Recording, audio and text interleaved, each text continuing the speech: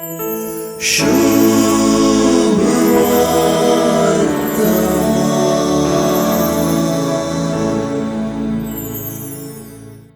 ऐक पुताच्या गी दुवेचेर चढ मोग म्हणून सांगचे ऐकला.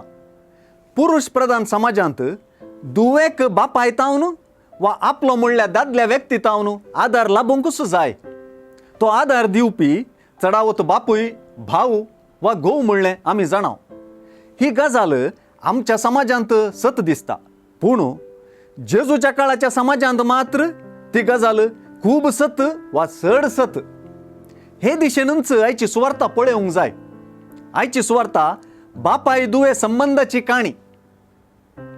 एकली 12 वर्सांची अजून बापायच्या राक्षक बावळ्यांक चढ करून चिडकोण आसची.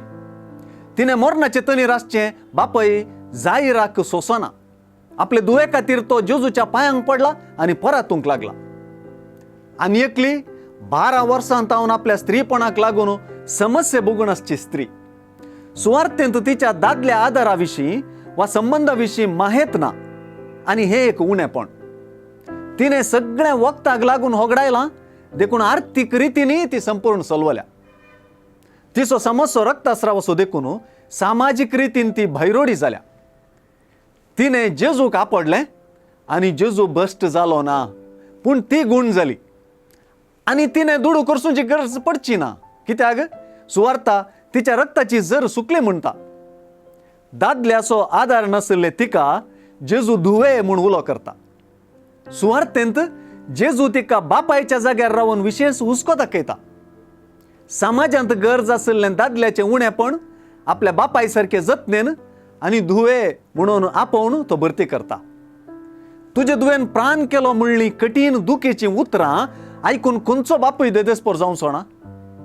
असल्या बापूय जायराक तूं कांय भियेनाका, तुवें सत मानल्यार मात्र सई म्हणल्या उतरांनी बुजोवन शेकीन त्या बापाय समकारच ताचे दुवेक हात दिवन उखलता. आज जेजू थंय बापायचें काळीज जळकता. एका बापायक आपले दुयेचो असो हुस्को समजूनचें मोनी जेजू थंय जळकता. आयची बापूय दुवेची सुवार्ता आमकां जेजूच्या बापाय सारक्या काळजाची गरज आसा म्हूण दाखोवची. ही सुवार्ता स्त्री आनी पुरुषाक एकसारकी लागू जावची.